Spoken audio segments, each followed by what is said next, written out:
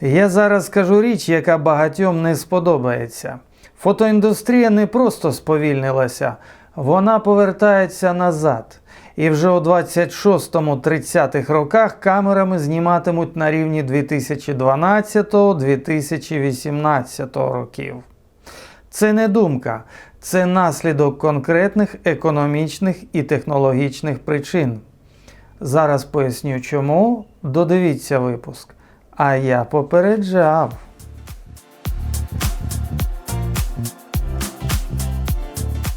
Привіт!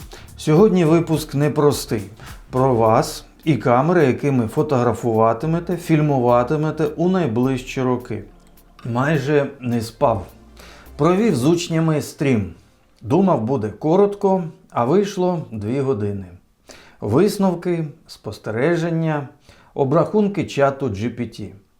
І от перекупи почали підвищувати ціну, дуже сильно підвищувати ціну на БВ-фотомильниці, БВ-відеокамери, слабенькі відеокамери БВ, по 6, по 15 тисяч гривень.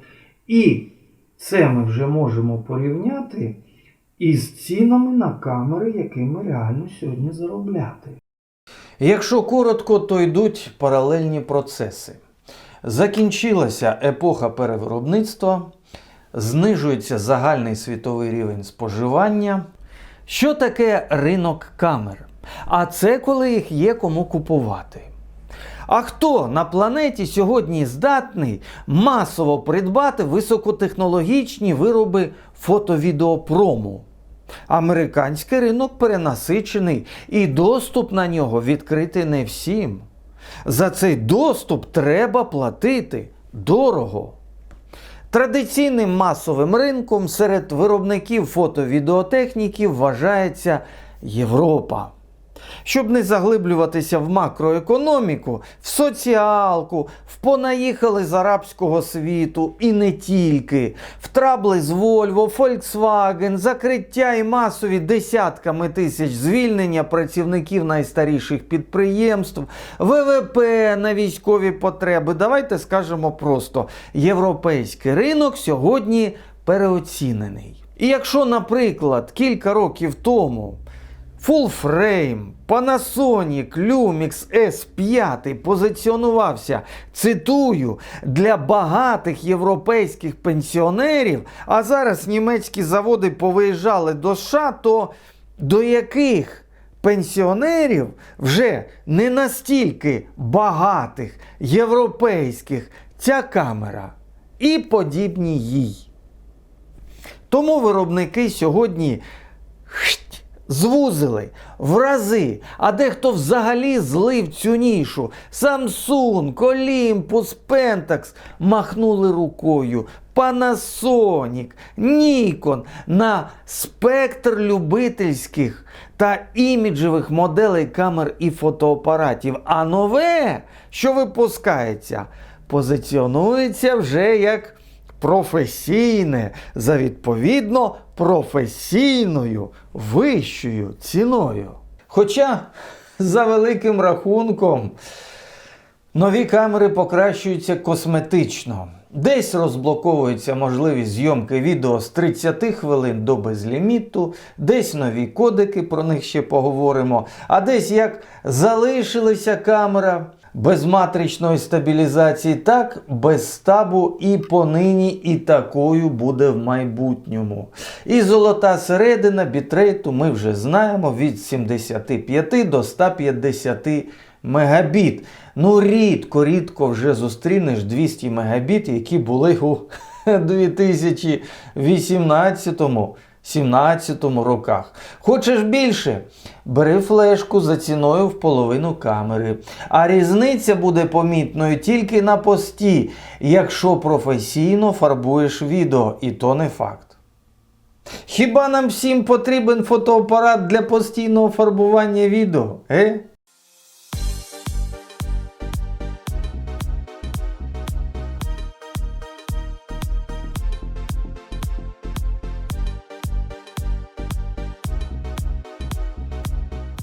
2026 рік. Заходимо на сучасний український сайт знаного інтернет-магазину і не тільки. Телевізор відомої фірми GVC – це не реклама даного виробника, це констатація факту.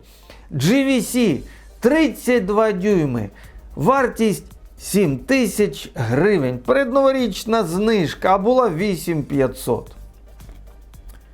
Дивимося розподільчу здатність і бачимо. Не 4К, не 6, не 8К, про що ви кажете, і навіть не Full HD, а розподільча здатність HD. Телевізор 32 дюйми, розподільча здатність HD, 2026 рік, в це Європі. Це розподільча здатність, вибачте мене, телевізору радянських часів. Скільки років минуло? 35? Ха-ха! А ви мені кажете прогрес? Ой, Локша, господи, яка ж вона масна і жирна Локша маркетологів. Ой-яй-яй-яй-яй. Це те, що сьогодні продається і купується масово. Оце масовий продукт. Закономірно народ, широка аудиторія почала придивлятися до вторинного ринку камер. А там ціни поперли вгору. У перекупів одразу, безбожно, у власників обережно, проте невпинне.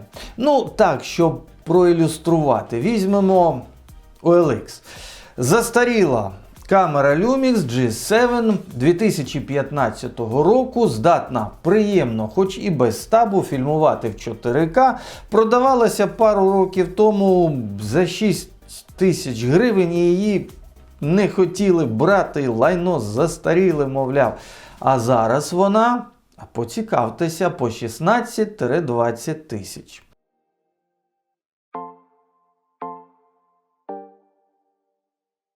Камери G6, G10, ну як просто для фото, то це крупнувато в руках, але все-таки мікро.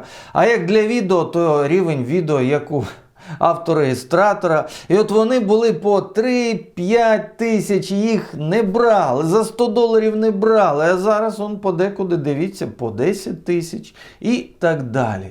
Тобто по цінах вторинка підтягується до нових моделей, які от щойно випускаються, підтягується буквально все, що має бодай якийсь живий функціонал.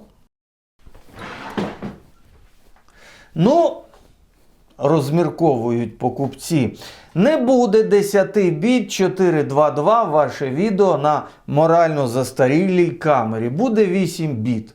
Я себе от зараз фільмую на 8 біт Lumix GH3, щоб ви побачили, що можна. То що, справді така страшна картинка? Ні? Терпима, нормальна? Ну, 8 біт. Зараз ми говоримо про допуски, які є в кожного з нас.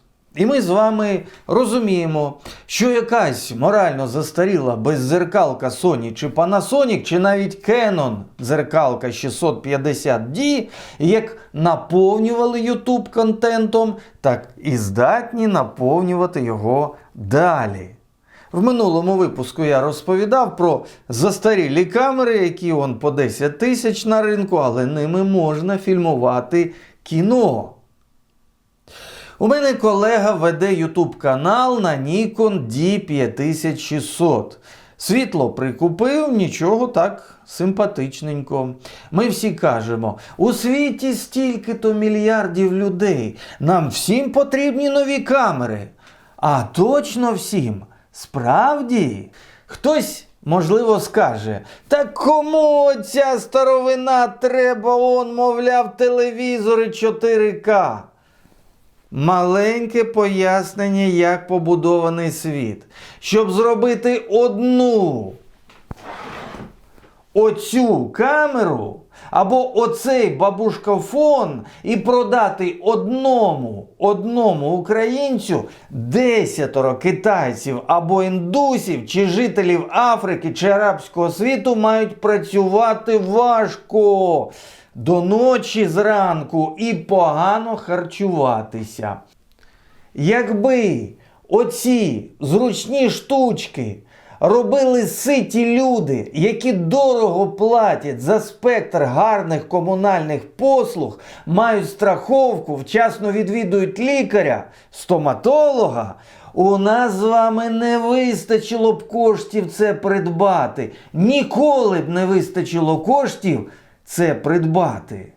Тому 10 з 11 жителів планети в жодному разі не куплять собі ні цю, як у нас кажуть, поки що кажуть, морально застарілу камеру, ні оцей бабушкофон. До речі, теж здатний фотографувати. Не зможуть. І звичайно, що вони собі не придбають телевізори 4К.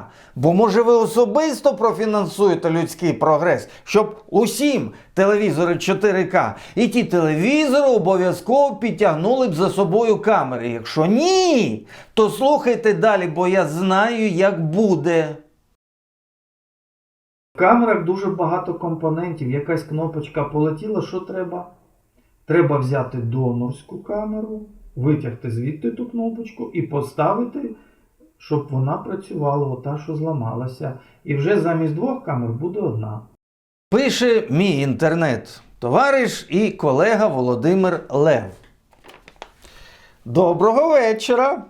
Як ви вважаєте, чи достатньо камери встигають у розвитку за телевізорами і моніторами? Мій друг нещодавно купив собі телевізор на 85 дюймів. І от я думав, що ось це є вікно у багатобічний світ сучасних цифрових технологій. Але все доволі оманливо і примітивно. На ринку більшість моніторів і телевізорів все-таки не можуть відтворити картинку понад ніж 8 бітів на канал. При тому, що в мене 15-річний Nikon D7000 записує 14 біт RAW, не говорячи про 16 біт на старих дзеркальних Full Frame. І з відео така ж історія. Жодних вам 12 чи 10 біт. Більше того, цифрові мегагіганти, як YouTube, Netflix і так далі, для Full HD використовують 4.2.0, 8 бітів, 6 мегабітів в секунду. 99% контенту пишуться саме в таких параметрах. Я розумію, що для обробки потрібно працювати із нестиснутими даними, але при 8 бітах все-таки видно трохи градієнт, а 6 мегабітів на секунду має вигляд, ніби дивишся крізь повний акваріум води, а 4.2.0 сильно зменшують мікроконтраст. Це ми з вами згадали, дякую пану Володимиру, тільки за матриці телевізорів, смартфонів, моніторів, які є у світі, у великому світі. Ви ж, сподіваюся, в курсі, що більшість населення планети складає не золотий мільярд, та й нема того мільярду. А панові Володимирові відповів. Для себе дійшов висновків, що телевізори і монітори категорично не встигають за камерами. Із зрозумілих комерційних причин та не дуже високої купівельної спроможності більшої частини населення планети. Ну, ми ж з вами зараз спілкуємося про фото-відеоринок взагалі і про його тенденції, то і маємо відповідну аналітику. Тому свіжі камери позиціонуються вже не під монтаж, а під обробку. Мовляв, ти купуєш камеру з запасом і на виріз. Зате з яким запасом? Що там не дають? Ну як дадуть же ж, то дадуть, мабуть. Тому виробники сучасні міряються вже не картинкою з камери тут і зараз, а тим, як багато помилок оператор зможе виправити на постобробці. Точніше, не міряються, мірилися. Про це буде далі. Це, до речі, є однією з причин, чому почав зникати сегмент любительських камер, про що ми говорили рясно в попередніх випусках. Любительська камера давала базис, а сучасні комбайни дають надбудови, причому одразу в такій кількості, що базис губиться за ними. Покоління 2000-х, вам знайомі терміни базис і надбудова? Філософія зйомки зробилася геть іншою. І ось вам ілюстрація про надмірні можливості камер. Почалося повернення до джерел. Канадці, американці навипередки рекламують в YouTube, цитую, чудовий кодек для створення контенту різного роду з нижчим бітрейтом і нижчою розподільчою здатністю MP4 Lite. Наприклад, його внесли в достатньо свіжі камери Lumix S9 G9 Mark II. Так, на деяких камерах йдеться про дискретизацію, можливо навіть супердискретизацію. Що це таке? Це коли ти фільмуєш в 4К, а камера видає Full HD або HD. Або в якомусь дуже-дуже такому економному кодеку. Але що нам заважає одразу зняти гарну картинку? Адже потрібно просто точно виставити світло, теж одразу, просто бути уважними, просто бути охайними.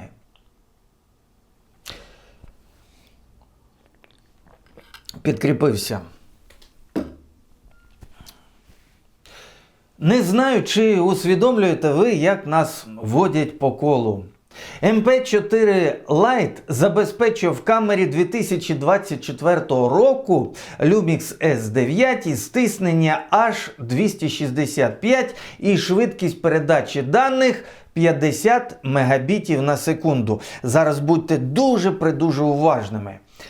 Камера 2012 року, на яку зараз пишуся, Lumix GH3 давала 72 мегабіти на секунду з All Intra, тобто пишеться окремо кожен кадр. І 50 мегабітів на секунду при зйомці 50 кадрів. Між камерами Lumix GH3 і Lumix S9 12 років. Ви мені кажете, розповідай нам у відео про нові фотоапарати. Я розповідаю. Фотоапарат 2024 року пише ті ж 50 мегабітів на секунду, що старий фотоапарат 2012-го.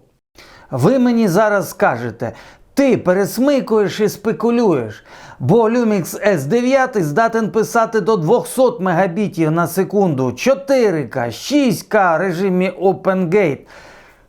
Я не пересмикую, а наголошую, що в найсучасніших камерах зберігаються і навіть отримують розвиток економічні режими зйомки відео. І як ви вважаєте, навіщо?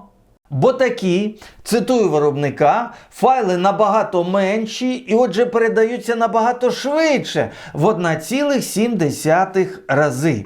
Тобто в 2025-му, скоро вже 26-му році для нас, як і 12 років тому, дуже важливо, аби якісні файли мало важили, швидше переносилися і швидко оброблялися на бюджетних комп'ютерах.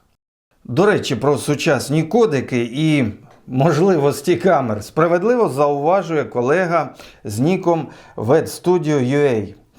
4К 50p без кропу – це ще не варіант, а варіант покадрове кодування чи міжкадрове, тобто інтро чи лонггоп. Ну, грубо кажучи, all intro – це коли пишеться кожен кадр, як от зараз на камеру 2012 року. Абревіатура LongGop – це, грубо кажучи, довга група кадрів. Перший кадр береться як ключовий за основу, наприклад, ось я. А далі в цю групу кадрів записується не все, що тут є в кадрі, а тільки ті місця, де відбуваються зміни. Ось, наприклад, у мене міміка працює, ось рука ворушиться. Оці дві ділянки, вони записалися. Решта береться на основі кадрів попередніх. Економія місця – економія. На які хитрощі економії обчислювального ресурсу не йдуть сьогодні виробники камер? Зараз в світі дефіцит оперативної пам'яті, а крупні виробники комп'ютерів анонсують нові моделі меншої потужності, ніж сьогодні, і навіть слабші, ніж кілька років тому. Може, ви думали, що виробництво камер, фотоапаратів і розвиток комп'ютерної техніки для обробки фото і відео не пов'язані? Все дуже просто. Під слабші комп'ютери випускатимуться камери меншої потужності, кодеків та обробки. А перепрошити Lumix GH2 2010 року на 20, щоправда, 4 кадрах на секунду видавав до 200 мегабітів на секунду. Що змінилося за 15 років в камерах? Косметика у вигляді кодеків автофокусу і допоміжних інструментів фокусування. А ще дзеркало прибрали. А що про все це кажуть наші з вами західні колеги? Гаразд, у нас сьогодні цікаве порівняння. На мою думку, Full HD не тільки достатньо гарний, але якби компанії-виробники камер просто залишились на тому ж рівні і вдосконалили його, то краса, яку ми знаємо сьогодні, зробила б наші сендвічі з вершками схожими на печиво Орео. Full HD достатньо добре. Ми зараз в цьому режимі Panasonic G92, об'єктив 1,7, але розподільча здатність лише Full HD. І подивіться, навіть зернистості плівки немає регулювання контрастності, немає корекції балансу білого. Це може бути достатньо правильно, а може і ні. І ми перейдемо поступово на Fuji, Canon, Nikon, всі тому ж Full HD. У кого найкраще Full HD та справжня кольорова гама? Отже, почнемо з камери з найбільшою кількістю шанувальників. Це Blackmagic OG. Це 2-мегапіксельна камера з розподільною здатністю Full HD. Вона чудово перевершує все, чого ми могли б досягти сьогодні. Наступною за популярністю камерою стала Canon C100 Mark II, хоча і Mark I непогана, з її зображенням у форматі HD з пониженою розподільчою здатністю.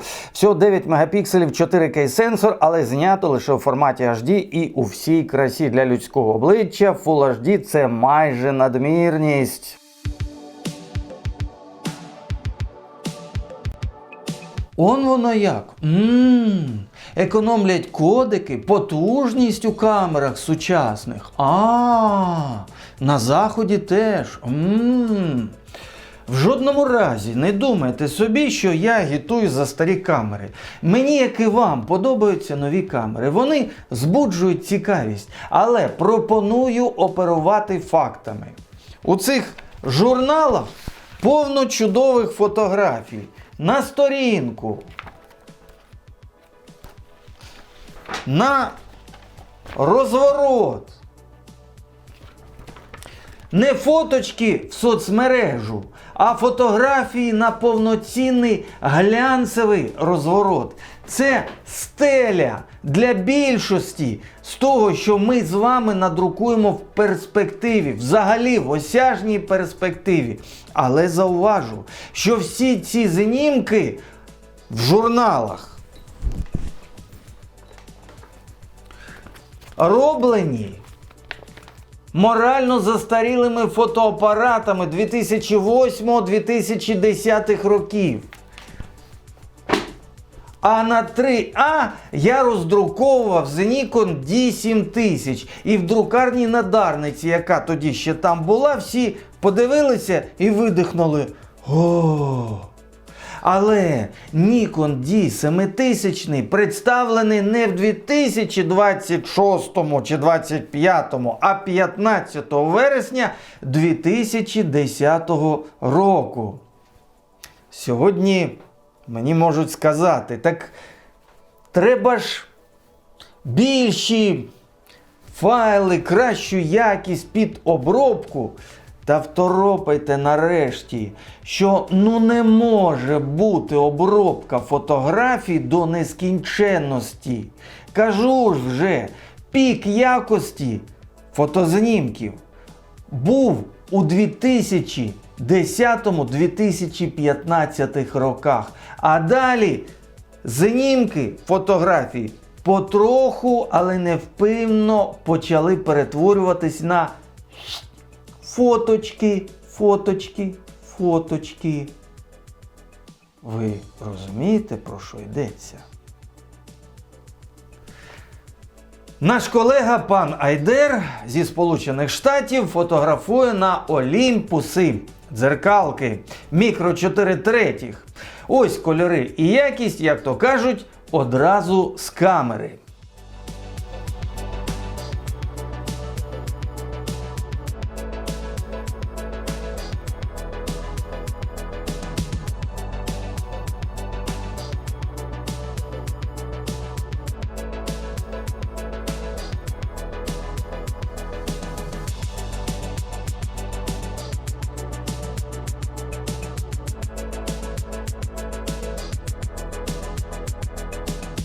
Це був, так би мовити, розігрів.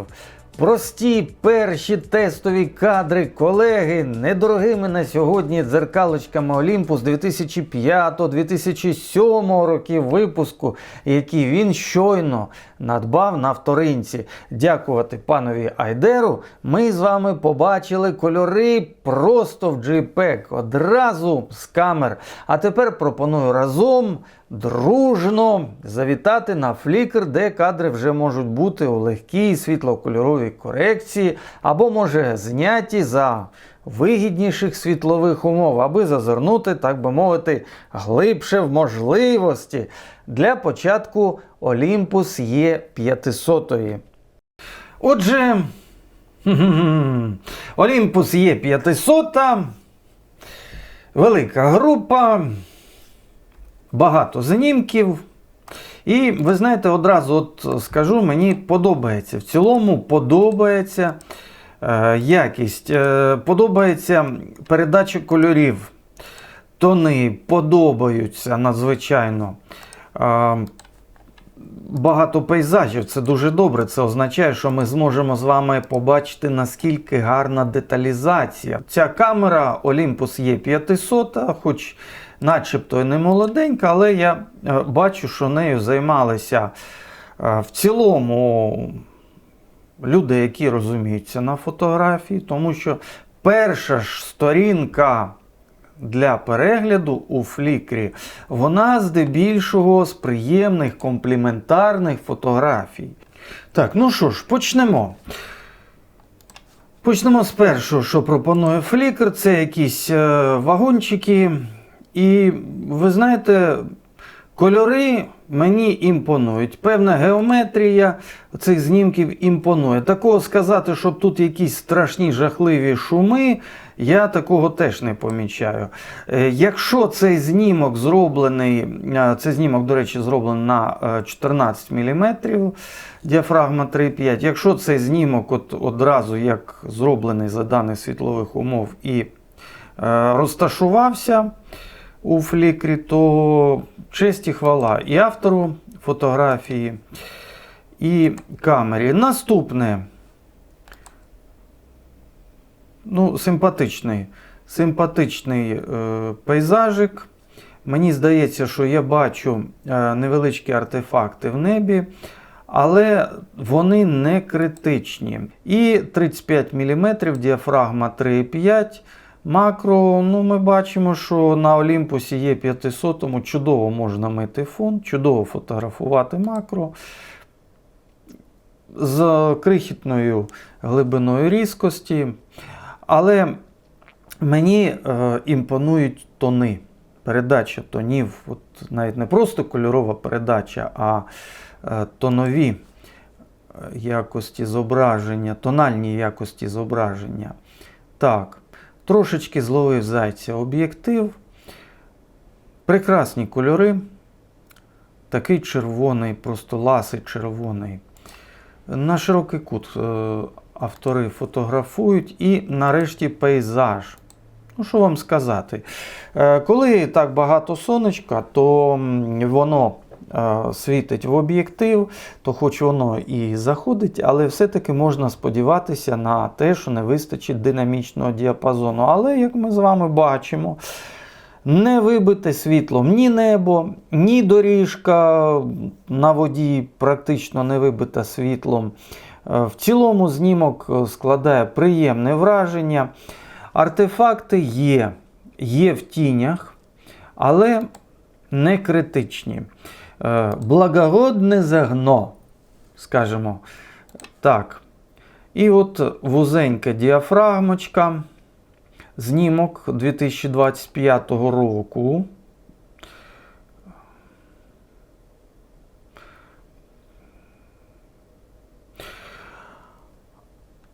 Ну, тут комплімент швидше до об'єктиву, який, на жаль, не вказаний. Річ тім, що не кожен об'єктив уміє гарно малювати об'єм хмар. Отут з об'ємом хмар дуже непогано. Ну, діафрагмочка, як ми з вами помічаємо, все-таки піджатенька. Ну, це ми бачимо по джерелу світла. І зона різкості буквально від переднього плану, якась там невеличка мілина, і аж ген-ген далеко до хмар. Мені імпонують передачі кольорів, тональність і об'єктив кітовий 17-45 мм, темний кіт 3,5, 5,6. Чудова. Хотів сказати алея дерев, але не зовсім алея, це просто така галявина. Чудово працює фотокамера з кольорами, зі світлотіньовими перспективами. Так, туристична зйомка. Досить деталізована вода, такі видно там бурунчики в струмку. Непогана деталізація, ви знаєте. Ще один знімок. О, яка стара будова і дерево. Гарний такий промовистий пейзаж. І от вам, точніше нам з вами, різкий контраст. І ми з вами бачимо, що динамічного діапазону, в принципі, тут тіней майже й немає. От, але ми з вами бачимо світловий малюнок. Камері цілком вистачило витримки, цілком вистачило динамічного діапазону на роботу з рясно освітленими ділянками. Чогось такого вибитого світлом я не бачу. Артефактів теж не бачу, ну, напевне, тому що тіней практично немає, тільки трошечки тут на одвірку. Цікаво було б покрутити цей знімок в Lightroom. Ще пейзажик, абсолютно правильно, з деревцем на передньому плані, що надає знімку об'єму. Класні кольори. Кітовий об'єктив 17-45, кольори просто класні. Ще один знімок. 70-300 мм. Звичайний темний зум, 4-5,6 діафрагма. Яка діафрагма у даного знімка, сказати не вказано. Тому я не можу сказати, що тут насправді з деталізацією. але непогано. Ми вже говорили раніше, що деталізація – це не найголовніше, що може бути у фотографії.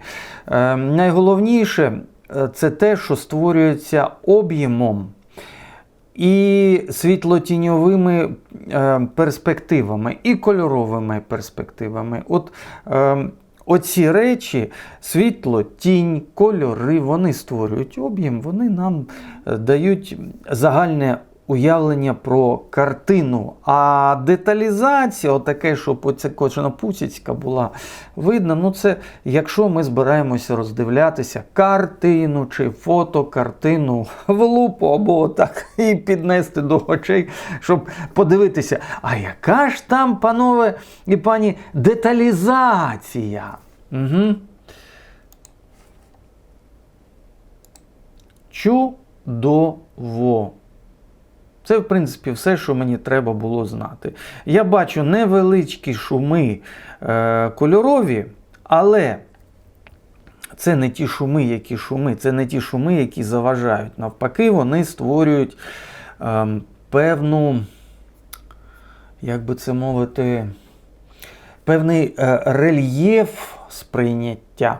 От якщо картинка надзвичайно гладенька, а ми ж такою гладенькою її насправді не бачимо. Вікно добре помити.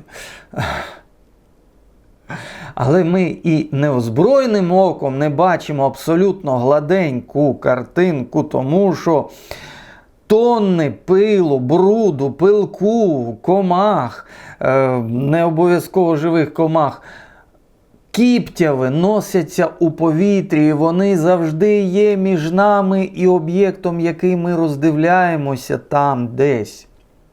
Тому абсолютно правильно, природньо і закономірно, що ми і на фотографії не повинні бачити картинку абсолютно вилизаною, гладенькою, без найменшої цяточки, без найменшого артефакту.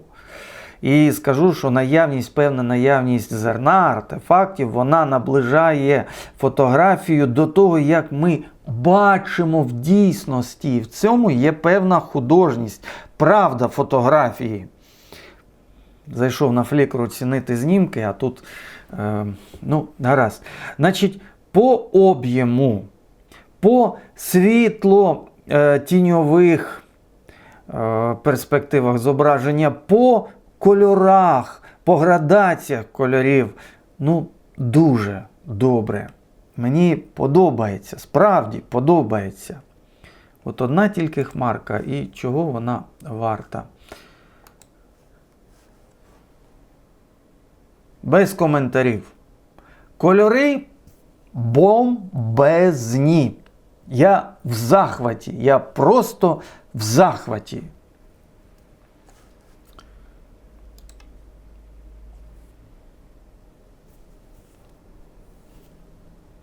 – 40-150 мм, темний об'єктивчик, 4-5,6 діафрагма, але динамічний діапазон, гуд, кольори як з листівки.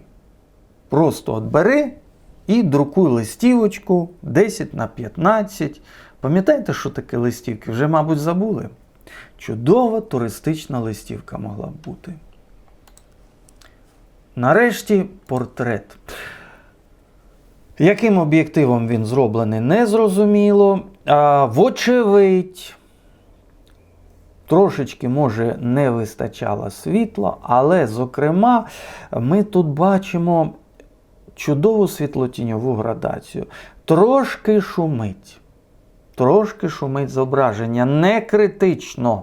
Це оте саме зерно, яке допомагає нам побачити об'єм. Як би вам сказати, зерно може створювати текстуру. От як ми з вами ходимо по східцях, уявіть собі маленькі-маленькі східці. От ми пересуваємося східці по маленьких оцих східцях. Уявили собі. І ми з вами роздивляємося знімок або картину теж, отак, поетапно. Звичайно, якщо ми не кинули око, ми побігли далі. Якщо ми роздивляємося, деталечка, деталечка, деталечка. І нашій увазі є за що зачепитися. Не тільки за градації світла, кольорів, а і за оцю фактуру, яку створює ледь відчутний артефакт за артефактом. Ну, це така особливість, може, мого естетичного сприйняття. Дуже добре. Дуже добре. Можливо, якби тут був якийсь кращий об'єктив, було б ще краще, не сумніваюся. Але дуже добре.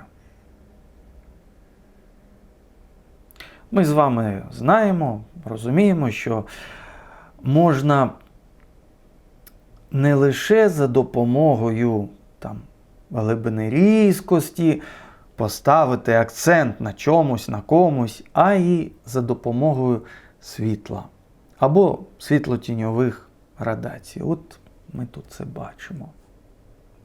Клас!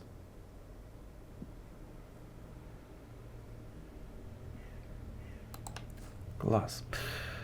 Пам'ятаю стару рекламу, просто додай води, просто додай світла.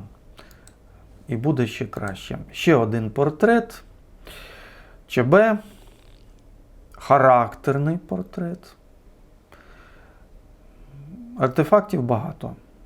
Можливо, знімок врятували тим, що його перевели в ЧБ.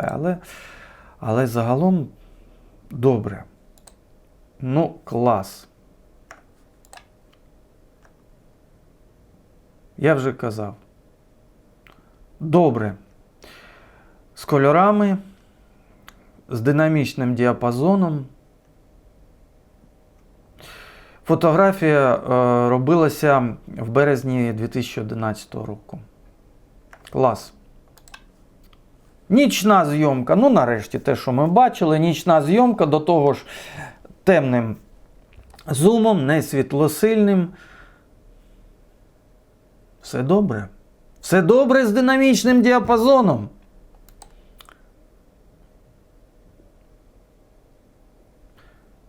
Єдине, що я б, може, трошечки ще звузив діафрагму і все-таки, незважаючи на те, що є матричний стаб, але я б ще поставив на стієчку камеру. Чому я кажу, що діафрагма не звужена? Ну, це ви бачите по ліхтарях. Діафрагмочку треба піджати. Порада автору знімка. Хоч він і за 2010 рік. Таке приємне панно, чи то картина, щось таке. От, клас. Ми з вами щойно побачили, що на Olympus E500 дуже багато наших з вами колег фотографують за контрастних, навіть несприятливих світлових умов. І ця камера себе розкриває з абсолютно позитивного боку. Світло, тіні. Ви знаєте, я вже полюбив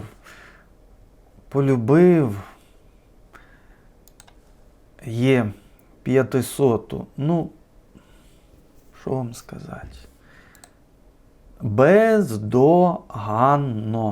А от до камери місяць.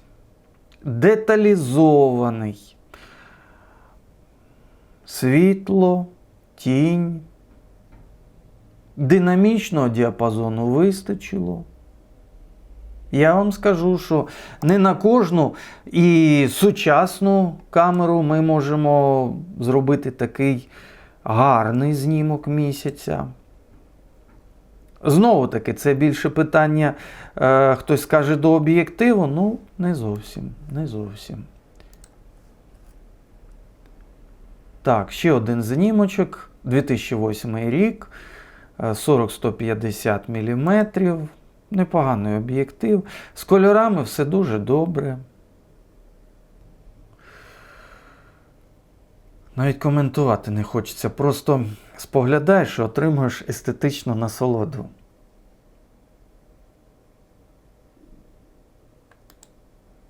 знімок 2008 року. І ще один пейзаж на темний кіт 1445, жовтень 2007 року.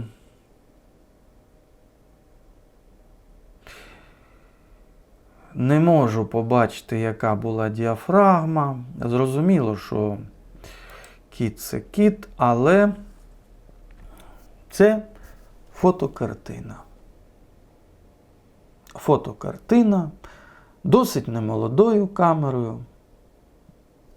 Але на цю фотокартину хочеться дивитися, а по можливості ще б хотілося роздрукувати і повісити собі на стіну, щоб дивитися і щоб воно створювало гарний настрій. Ну що, кому там кольорів не вистачає? Може об'єму, може динамічного діапазону, може якому танцюристу там щось заважає зробити пару вдалих кадрів на Olympus E500? Ну то таке. Значить, визнаємо більшістю голосів, що 8-мегапіксельна камера 2005 року Olympus E500 в цілому приємна і на сьогодні, скажімо, в 2026. Для стріту, творчості, для себе, так би мовити, пейзажу, подекуди портрету. А що професійна камера 2007 року? Olympus E3 з 10 мегапікселями на сенсорі. Надійний корпус, швидкий автофокус, вбудована система стабілізації, і пилозахист, і там ще багато плюшок. Подивимось на флікрі.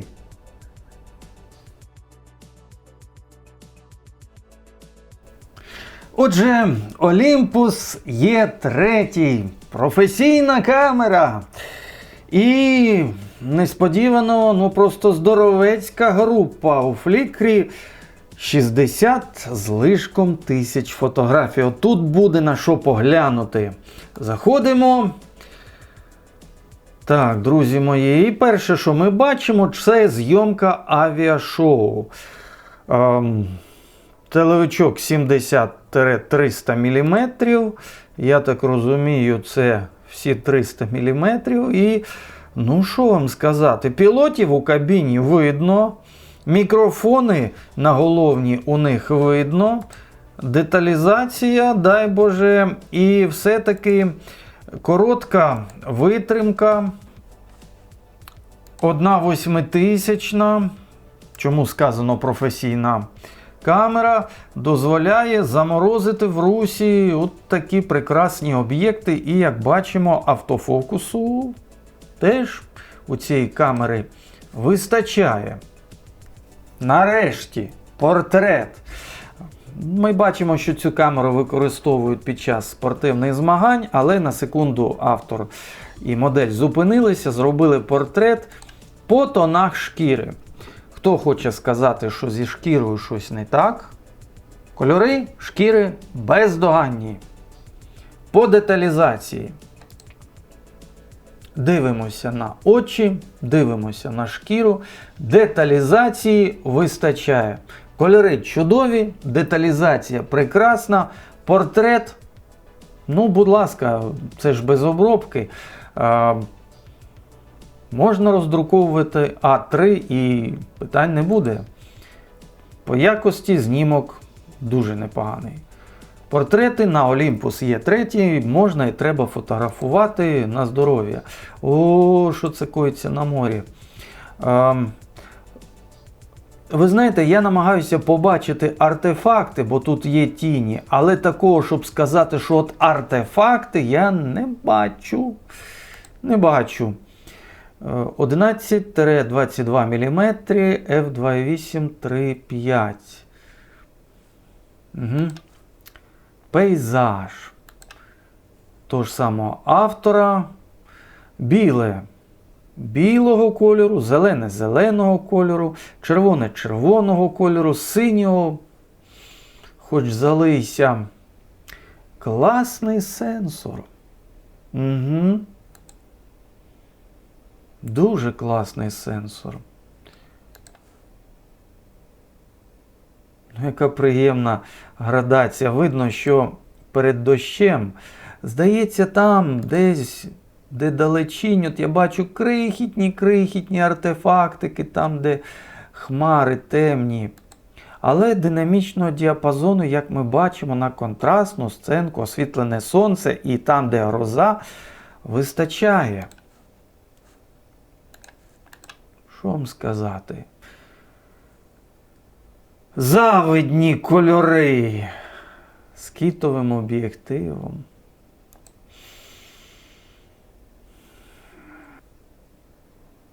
Знову 50-500 мм. Друзі мої, ну це просто кайф. Це треба друкувати. Це дуже гарна якість. 11-22 мм. Ай-яй-яй, який об'єм. Яка деталізація. Ви знаєте, даремно я роблю цей випуск. Ой, даремно. Щось мені цей фотоапарат хочеться. Ось факт. Вже 15 років тому камери зробилися досконалими. Ми можемо дозволити собі обирати з паралельних технологій. Дзеркалки, бездзеркалки, ну просто жир. Але факт у тім, що камера на ринку коштуватиме стільки, скільки коштує її функціонал. Ще раз. Камера на ринку коштує стільки, скільки коштує її функціонал. І якщо я можу взяти сьогодні фотоапаратик 2008 року і зробити ним фоторепортаж рівня глянцевого фотожурналу, сьогодні, як і 15 років тому, то сьогодні цей фотоапарат зросте в ціні на вторинному ринку, що ми спостерігаємо. Бо це вже не просто іграшка для знавців і колекціонерів, а все-таки відбулася переоцінка. Це робочий інструмент, системна камера, якою можна заробляти на хліб. Якщо телефон пристойно фільмує, то це вже робочий інструмент і він коштує відповідно. Подивіться на вакансії. Якщо так звана морально застаріла камера фільмує чи фотографує на достатньому для соцмереж чи навіть телебачення рівні, то це теж абсолютно робочий інструмент. І вона, ця камера, будь їй 15 чи 10 років, по ціні підтягнеться на вторинці до цілком сучасних моделей, які теж можуть так само. За винятком косметичних покращень. Висновки. Щиро кажучи, я сподівався, що у нас є ще рік-півтора, перш ніж в ломбардах зникнуть навіть немолоді камери, але схоже, що маємо справу з прискоренням процесу. Є ще один фактор – це штучний інтелект. Для штучного інтелекту потрібна оперативна пам'ять. Сюжет ви бачили.